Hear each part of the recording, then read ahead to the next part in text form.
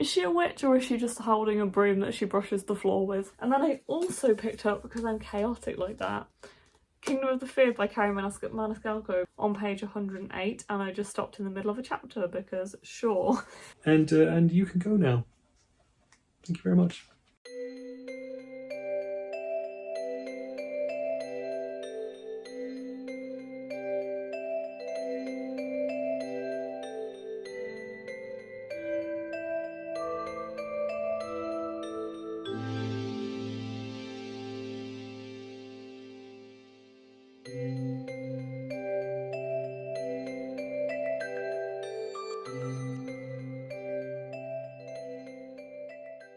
Hi and welcome back to The Books Are Everywhere. I am here with another weekly reading vlog. It's been a long time since I've done a weekly reading vlog. I was doing them basically throughout my third year of university, and then I basically just kind of stopped when I finished university, and I haven't really picked up doing weekly reading vlogs since.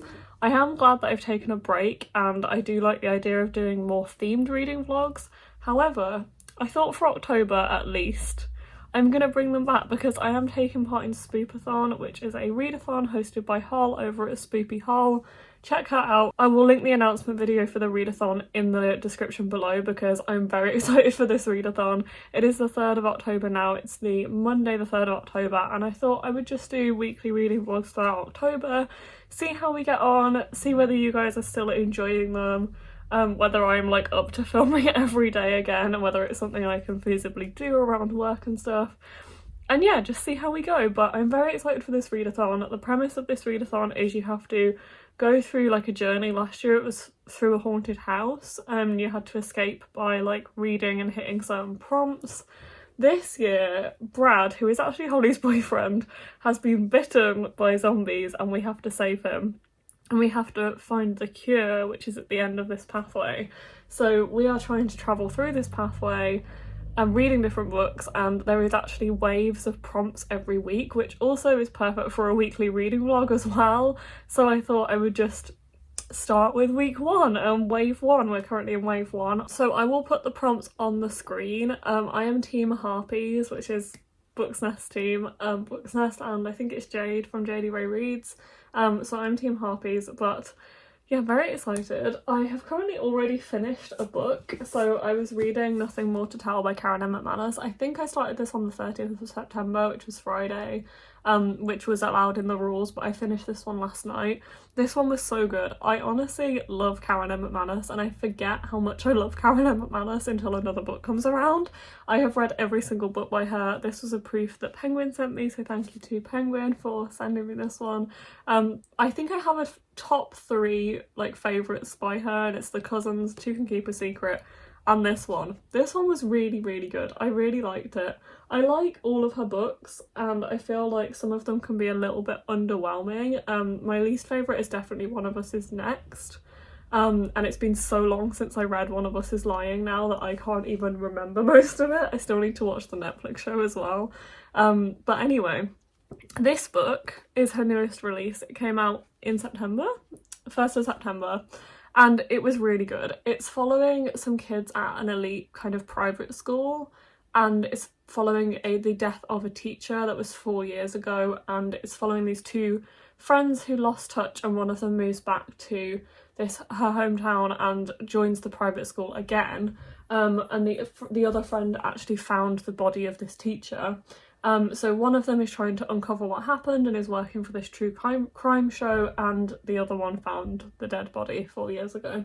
So yeah, very, very interesting, very compelling, honestly. I listened to the audiobook for most of it, and then I had about 85 pages left last night. I was like, maybe I'll just read a little bit physically, and then finished it within like an hour, just over an hour, because I wanted to find out what was happening, and it wasn't actually really revealed into the last 5 pages who actually committed the murder. So it really kept me gripped, which I really, really liked. So yeah, I think this is definitely top 3.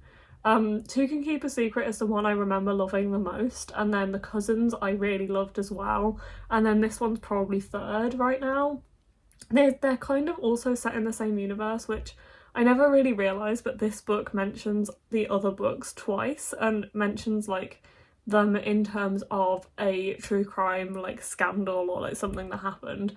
One of which is like right at the end of the book, and I think it mentions the Stories, which I think are the cousins, if I remember rightly.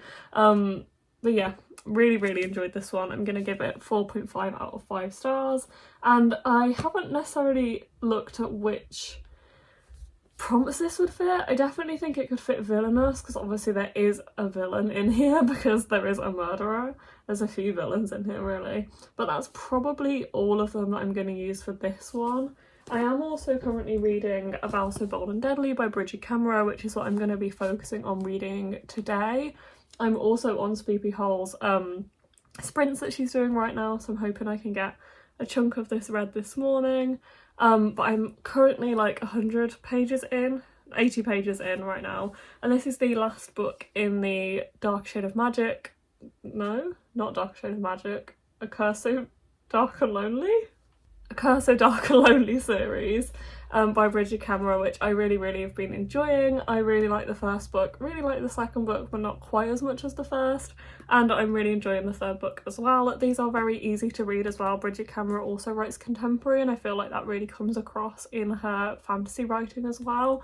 But this one follows Prince Ren, well, the first book follows Prince Ren, who is cursed to repeat his, I think it's 16th autumn, so he's 16 and it's every, like, he repeats the autumn period of his 16th year, until he finds love, true love, essentially.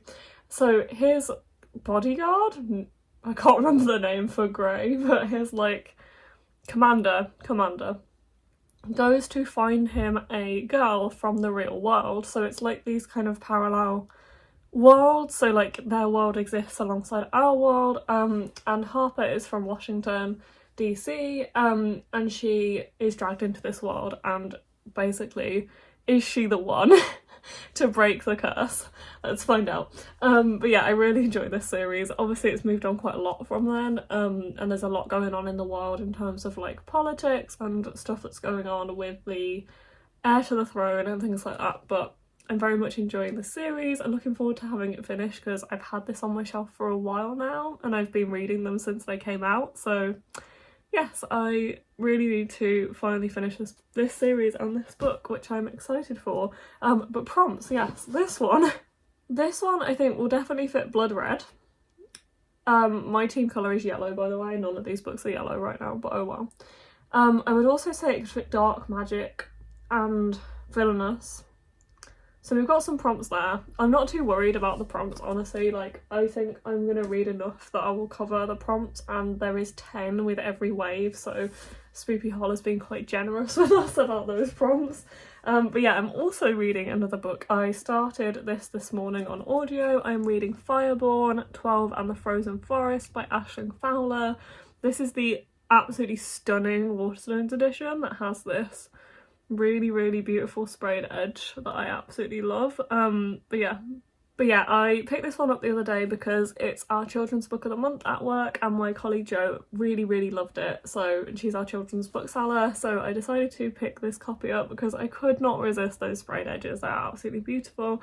And I started listening to the audiobook of this morning, so I'm going to read you the back because it is quite short. But this is a middle grade fantasy. It's following 12, who has given up her name to train in the art of fighting monsters, and she won't choose a new one until she has earned it. But when her friend is taken, 12 sets off on a dangerous journey to rescue her. Teaming up with Dog, the stone guardian of the hunting lodge, 12 embarks on an epic adventure that will change her life, her name, and her entire world. I've heard nothing but good things about this so far. Very much looking forward to continuing with it. So yeah, I'm reading this one on audio. I might switch to the physical version at some point, depending on when I want to read, I guess, in the next few days and the next week. But that is what I'm currently reading. As I said, I'm currently on sprints, and I'm going to read some of A Vow So Bold and Deadly and see how much I can read this morning, and then I will catch up with you soon.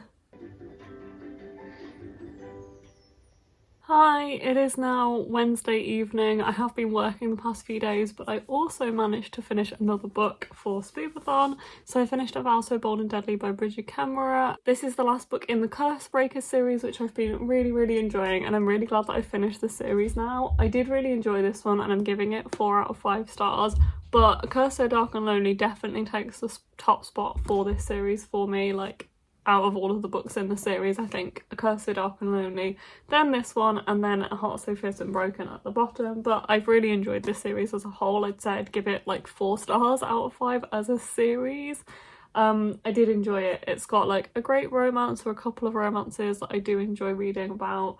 And it's kind of just comforting. Like, I feel like the writing style is very easy to read, it's very engaging. Bridget Kemmerer also writes contemporary, and I feel like that does show in her fantasy as well. And I do feel very like absorbed in her stories, and I find there's something very familiar about them that I really enjoy. So yeah, I enjoyed reading this one, and I have finished another book for Spoopathon now. I'm also quite close to finishing Fireborn. I need to move my bookmark because I'm probably more like here-ish. I don't have a lot to go. I have like 54 minutes of the audiobook to go, so I don't have that much to go. I have been really enjoying the audiobook, but I must admit I've been switching off the past 2 days, like last night when I was listening to it, and I feel like I've lost it a little bit since then.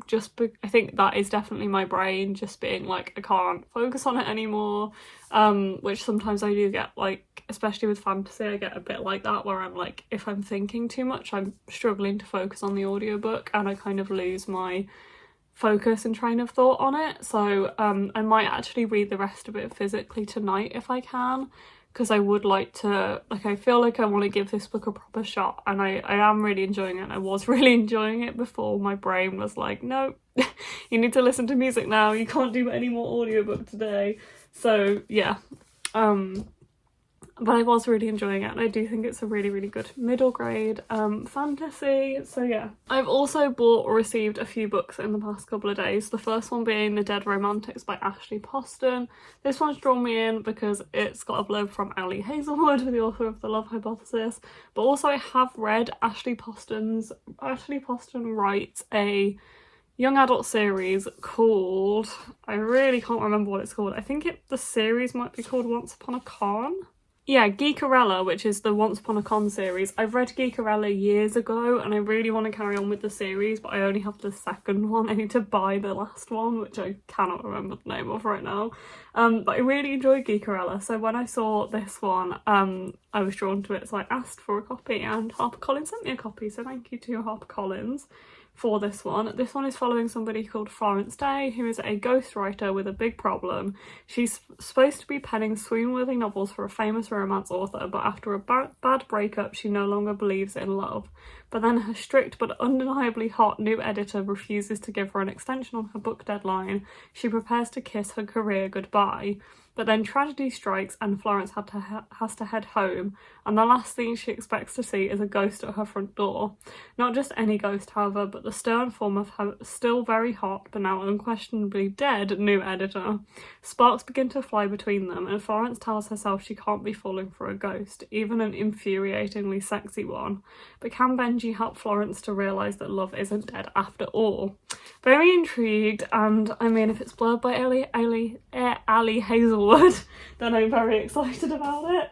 I also received another proof from Harper, which is Lindsay Kelk's newest release, The Christmas Wish, which I will say, every time I request Lindsay Kelk books, I am partly requesting them for my boyfriend Mark, because he loves Lindsay Kelk.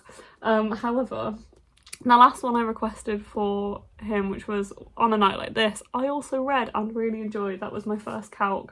And I'm so excited that she's bringing a Christmas book out, because, well, On a Night Like This, kind of Christmassy at the end, so to have like a full-on Christmas romance, I am very here for it.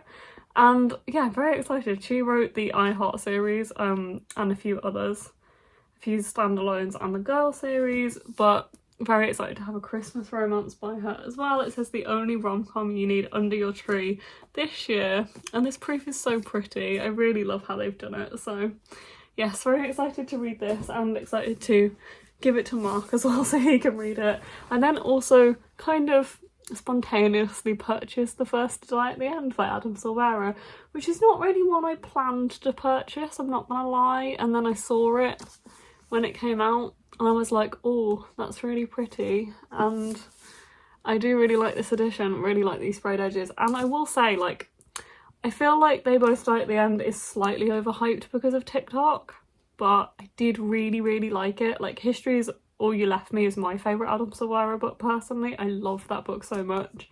They Both Die didn't quite hit the same mark for me, but I did really enjoy it, and I shouldn't let all the hype kill that. So I did decide to pick this one up, which I'm hoping will match my collector's edition of They Both Die at the End, but now I'm not sure. Now I've got it at home, this feels like it's a lot bigger. So we'll see, but I did spontaneously purchase this. Very pretty edition, and I am looking forward to reading it because it will be exciting to see what's happened with this world and what happened. This is a prequel to They Both Die at the End, following the first night of Deathcast being up, and two people who are the first people to be like called by Deathcast. So yeah, quite excited to read that one. Also been reading Horror Hotel. Well, I've started Horror Hotel by Victoria Fulton and Faith McLaren. This is the next book on my Spoopathon TBR I decided to read. Gonna read this at least for debut, because I think this is a debut. But yeah, I'm gonna read this at least for debut. I also feel like it could hit a few other prompts. Maybe favourite trope, which I've decided my favourite trope is found family, because me and Courtney were discussing it the other day.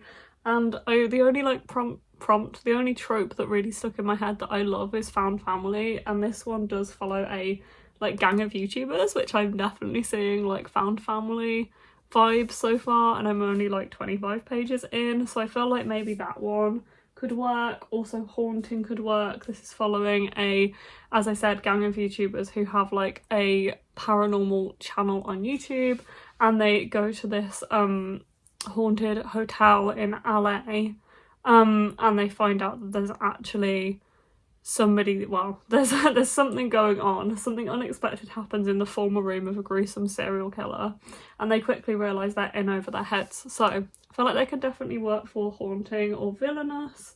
So yeah, excited to be reading this one. This is kind of just to break up my reading really, because it's quite a short one. I'm hoping it'll be very quick and easy to get through, but I'm definitely being drawn in so far. Anyway, I'm gonna go, because this vlog, I warn you guys, this vlog is gonna be so long. I hope you're here for the long haul and you're enjoying the ride. I'll see you soon.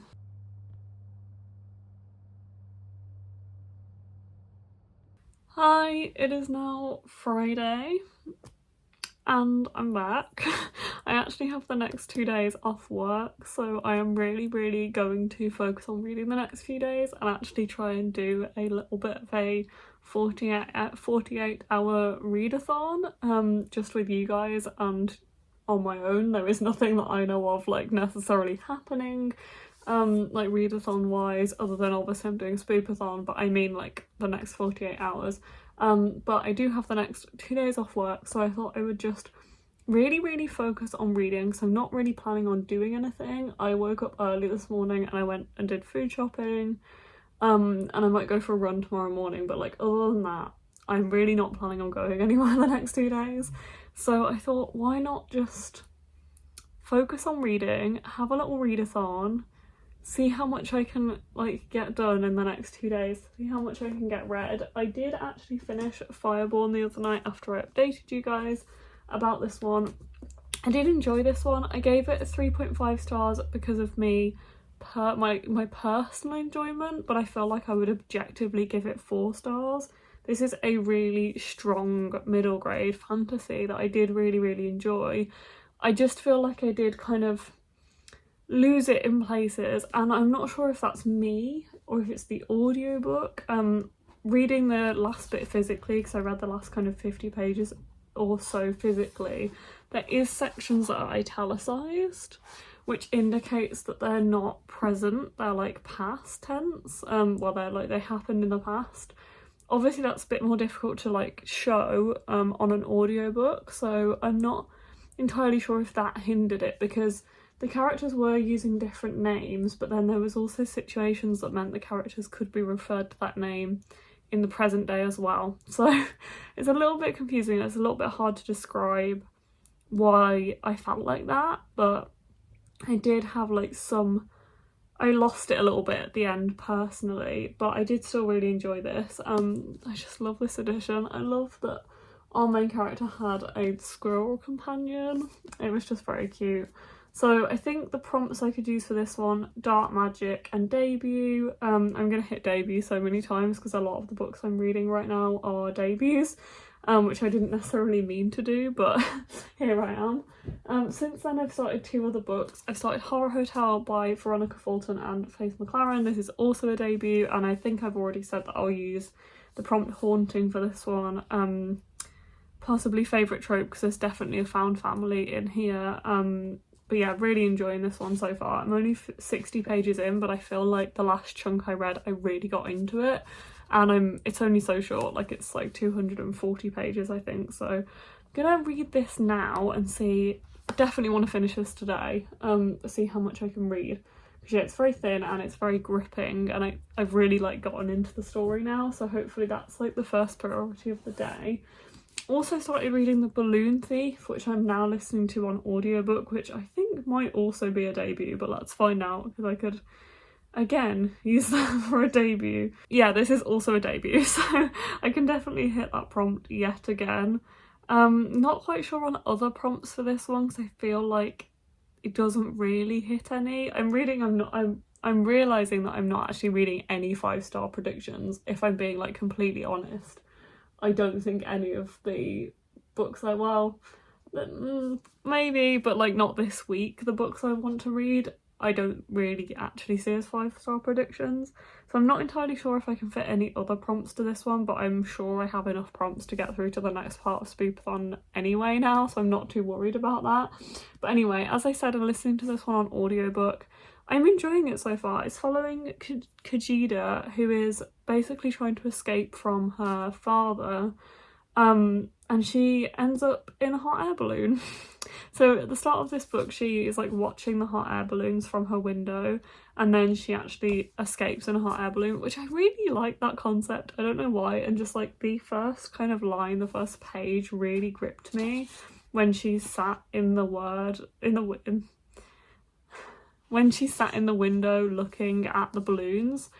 I don't know why that part really gripped me, and I'm really glad it started like that.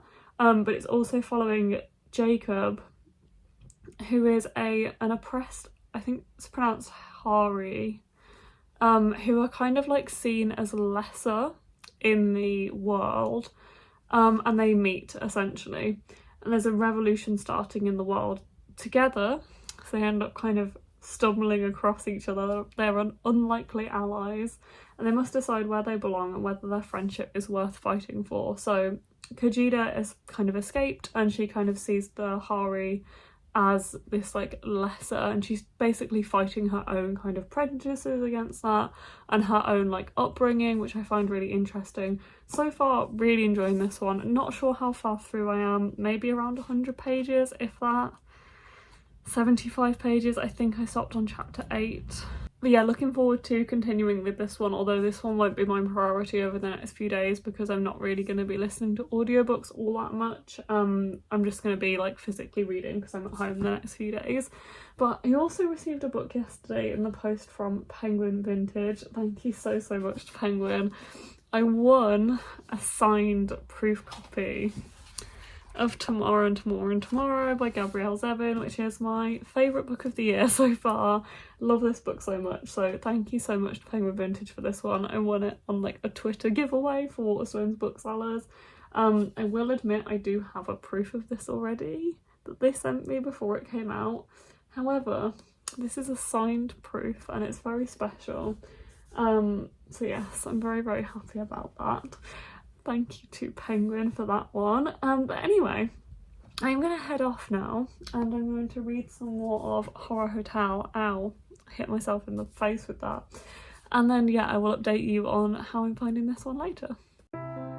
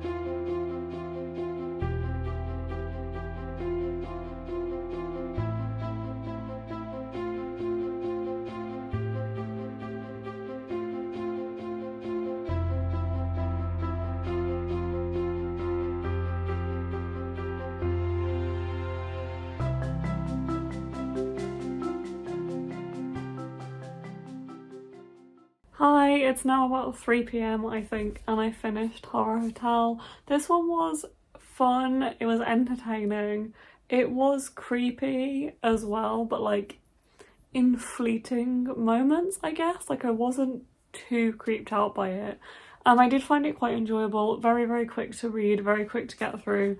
It is only 230 something, 240-ish pages, so it was very short, and I was reading like 50 pages in like 20 minutes, so it is very quick and an easy read, but it didn't blow me away. I feel like this one is probably a 3-star, maybe a 3.5, because it was a lot of fun and it was very entertaining, but I feel like the writing in this one isn't the best. It does read a little unedited, maybe, if I was being really harsh. It just reads a little like a debut, I guess.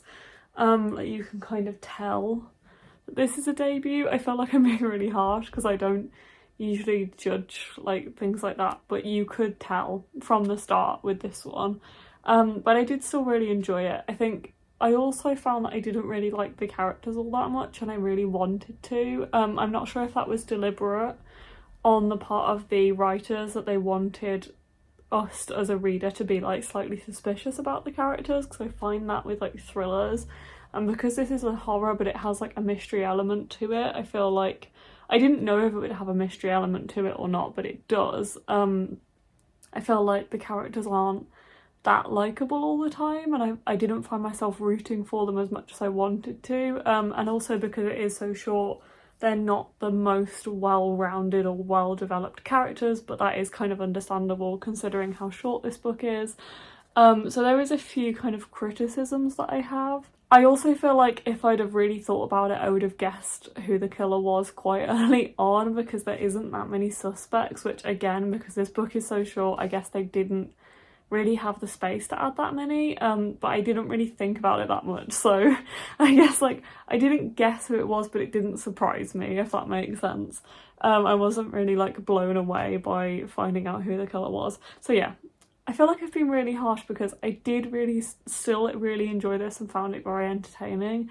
It just wasn't amazing. I feel like it was a lot of fun, and I would definitely recommend it if you're looking for something like this. Like it was what it says on the tin, but it's also not like, I do have some criticisms and I do have some thoughts about it, so I think probably a 3-star overall, which it's still a good rating. Like I still liked it, but yeah, just not blowing me away. So yeah, I'm not sure where to move on to from here. I am tempted to actually pick up Crumbs next, which is a graphic novel, mainly just because like when I'm doing a readathon like this, where I'm just like, I want to read myself like a lot in the next like day or so, I do tend to go for like graphic novels or shorter books, so I really feel like I've gotten something out of doing that, and it'd be just great to like smash a few books out in my TBR. So this is a graphic novel that I got. It's black and white because this is actually a proof copy. There is like a sample in the front of what the finished copy looks like colour-wise. This one was from Harper, so thank you to HarperCollins for sending me a copy of this one. And it's following a bakery, I think might be kind of magical. Yeah, I mean, is she a witch or is she just holding a broom that she brushes the floor with? Who knows? But I think one of the main characters is a barista, and one might be a customer of the bakery. I don't really know. Yeah, so one's a customer, Ray, who is a quiet young woman with special powers of her own. Her order is always the same, a hot tea with a delicious side of romance.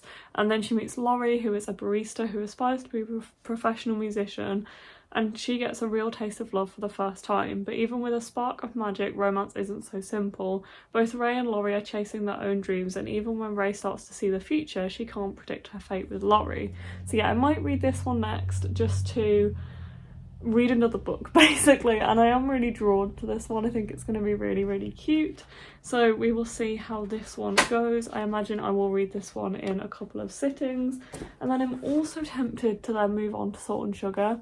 I am a little bit torn between this one and Payback's a Witch, but I think I'd like to keep Payback's a Witch for more like closer to Halloween.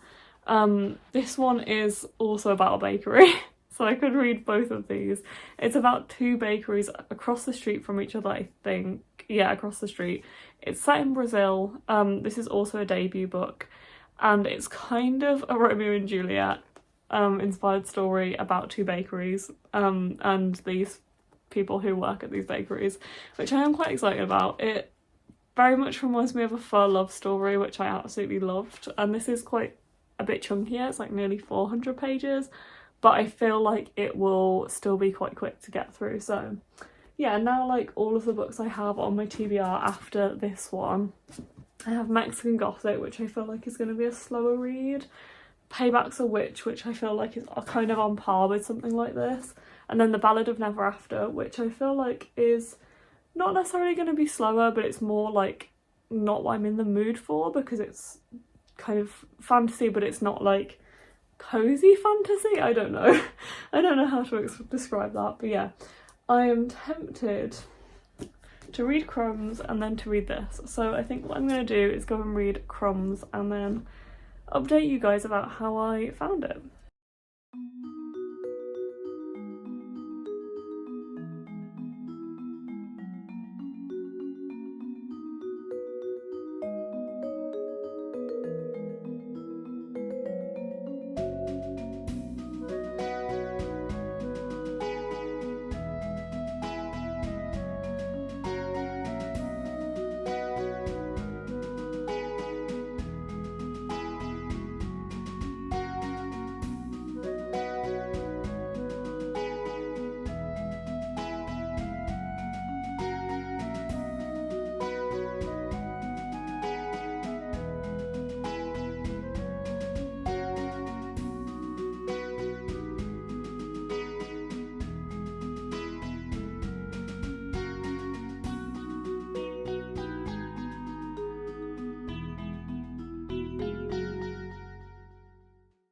Okay, I finished Crumbs by Danny Sterling. This one was super cute and I really, really enjoyed it. I love the art style. I do feel like it would have obviously been more enjoyable with colour, but I'm trying to not judge it at all on that because this is just a proof. Like, it'd be too expensive to print proofs in colour. So they just print it with like normal book paper essentially, in black and white, which is completely understandable. But yeah, this one was really, really cute. It was actually super interesting how like the magic system worked in this. They had these like phones which had kind of little creatures that lived in the phones, or like like the way it's drawn, and they like come out of the phones and like speak to you. They're called like there you go. And I'm imagining that's kind of how it looked for them in real life. And they had names and it was very cute. I really liked how the relationship was handled in this as well. Like, it felt quite real, and they did kind of face some issues as well, which I liked. My only slight issue is that I feel like it could have been more maybe fleshed out, might be the right word. But I feel like that's difficult in a graphic novel when you don't have that much space. Sometimes with graphic novels it feels like you're almost diving into the middle of somebody's like life without having explained anything about the world, because it's hard to kind of do that setup in a graphic novel, I feel. But like throughout this book, our main character, well, one of our main characters, Ray, is working or interning at the council, and I feel like it never really explains that much about the council or what the council kind of signifies in this world. But that's only like a real slight criticism. I did really, really like this. I really liked the characters. I loved the bakery so much. I think this one is so sweet and I am tempted to give it 5 stars. If not 5 stars, it will definitely be a 4.5 stars. I would really like to see the colour version of this because it is absolutely stunning without colour. I imagine it would look beautiful with colour. So if I can get my hands on one of those, I might. I am tempted.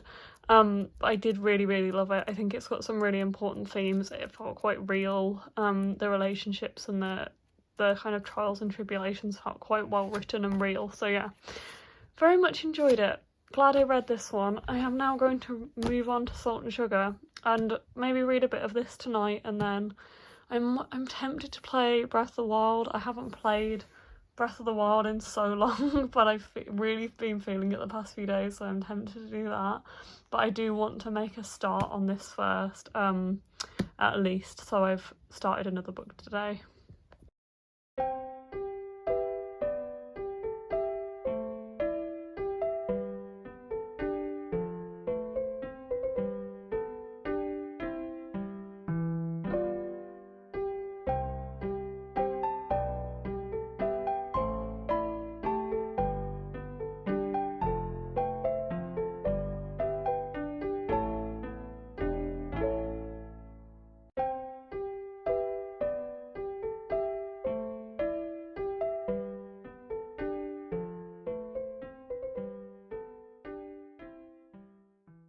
Hi and welcome to the end of this vlog. It is now Sunday night. I completely forgot to vlog yesterday. I did a live show last night with Mark, which was really lovely. It's the first time he's joined me on a live show, and we both really enjoyed it. It was great. So yeah, we did some reading on there. I have started many other books, so I need to do a whole wrap up for this vlog because there is a lot of books surrounding me right now.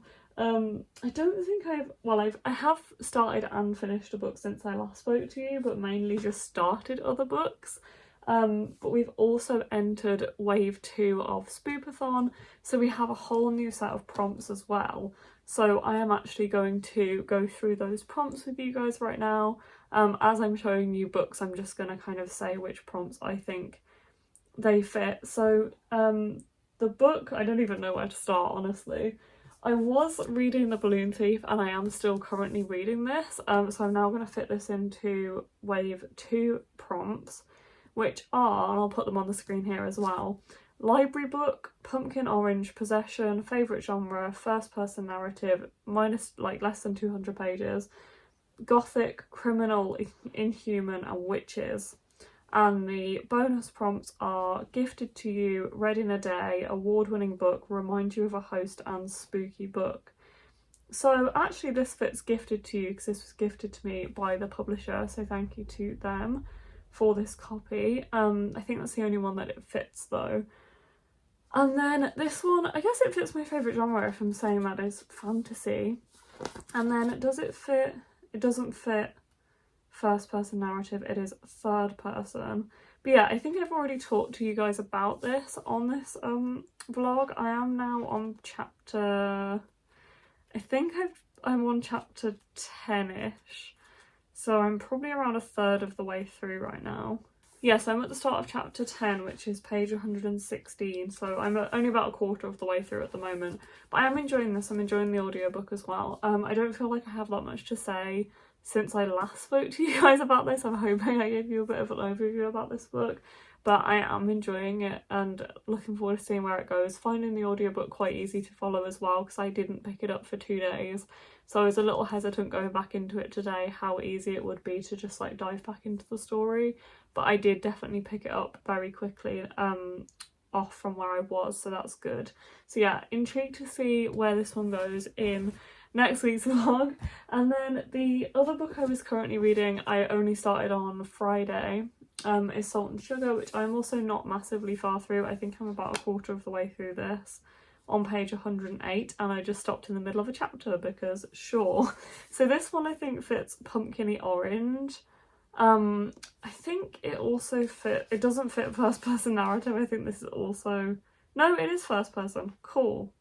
So this one fits first person narrative, but then I don't think it fits any of the other prompts on here at the moment. But yeah, really enjoying this one so far. It does remind me a lot of A Fur Love Story. I don't know if it'll live up to that book though, because I really loved that book.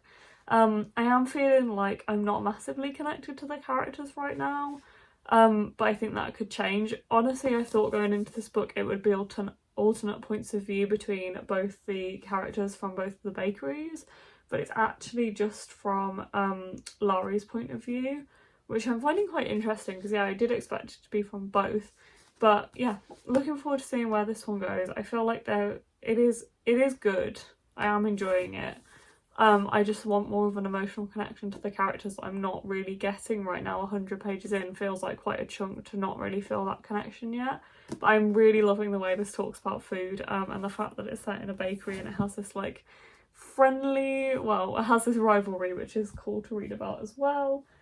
I then also started Mina and the Slayers by Amy McCall because I wanted to start this on sprints last night. Mark was reading a bit of Mina and the Undead. I read Mina and the Slayers. I started Mina and the Slayers, so I'm only 34 pages in, but very happy to be back in this world.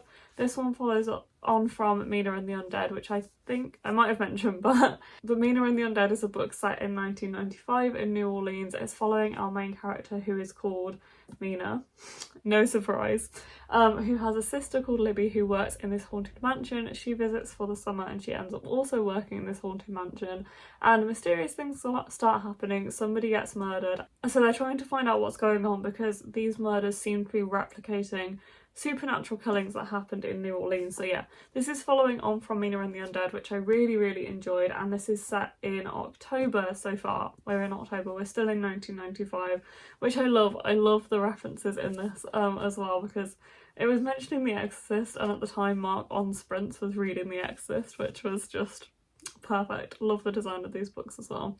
I feel like this, because this one's slightly thicker, it really looks like a VHS tape, which I think is very cool. But yeah, looking forward to seeing what happens in this one and very easily like diving back into the story, which is cool.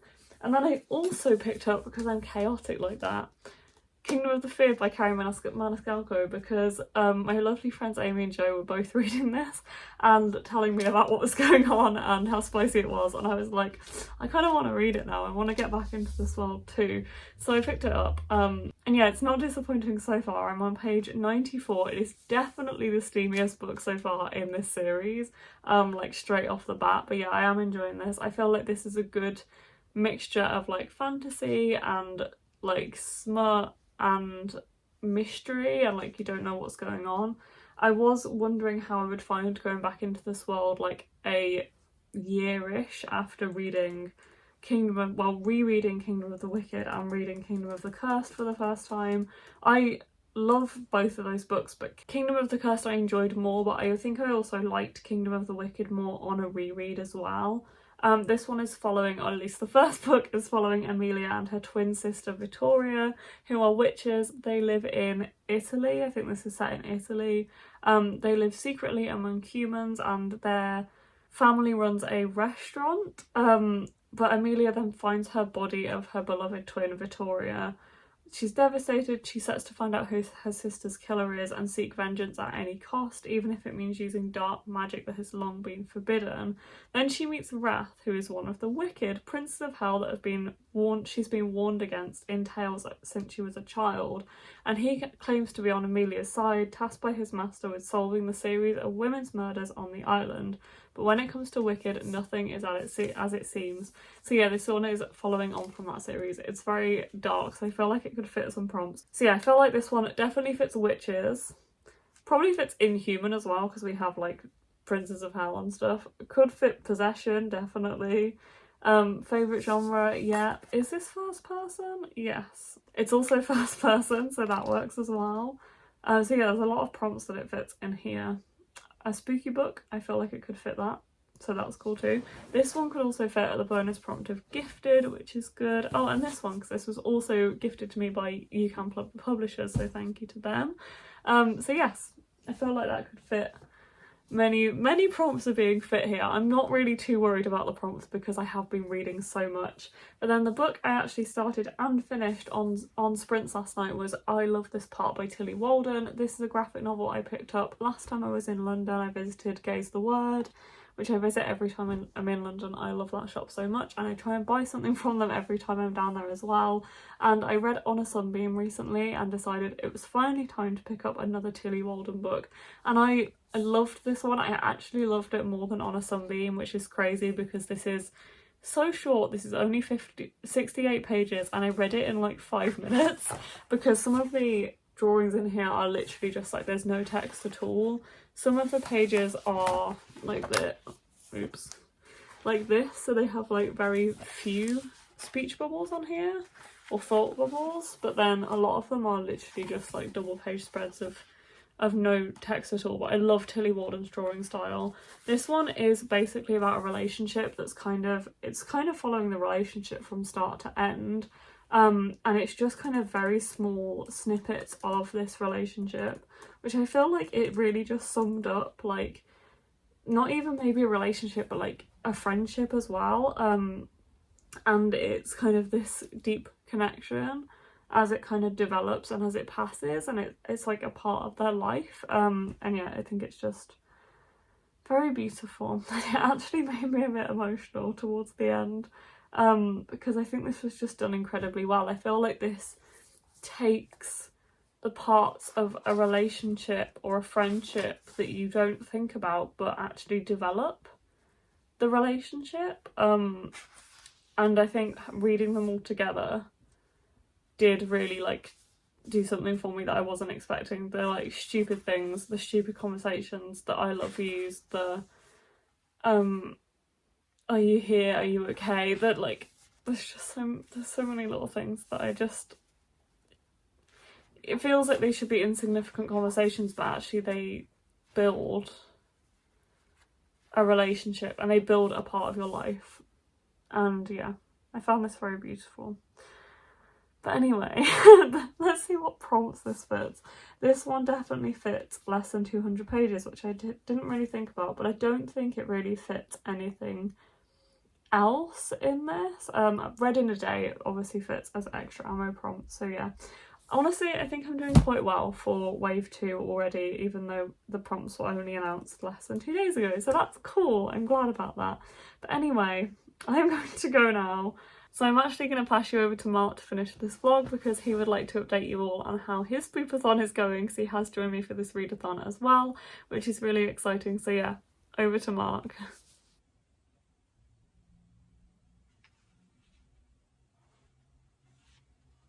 Hello, it's time for my bit, is it? This week for Spoopathon, I've mostly been reading and listening to The Exorcist by William Peter Blatty, that I'm mixing on audiobook and in this lovely Folio Society edition that Beth gave me.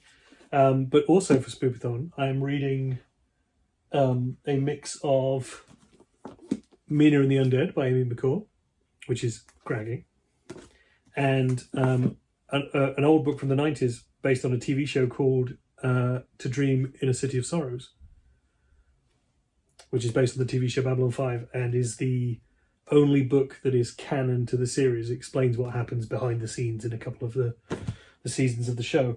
I've also been reading some comics, and mostly this week I have finished the first run of Maniac of New York by Elliot Callan and Andrea Muti, which is a great slasher film comic series, if you want such a thing. And it has such family-friendly covers. So that's mostly what I've been reading. I don't know how any of this will fit into any of the prompts yet. I've just kind of been reading what I was hoping to read anyway. And you can go now. Thank you very much.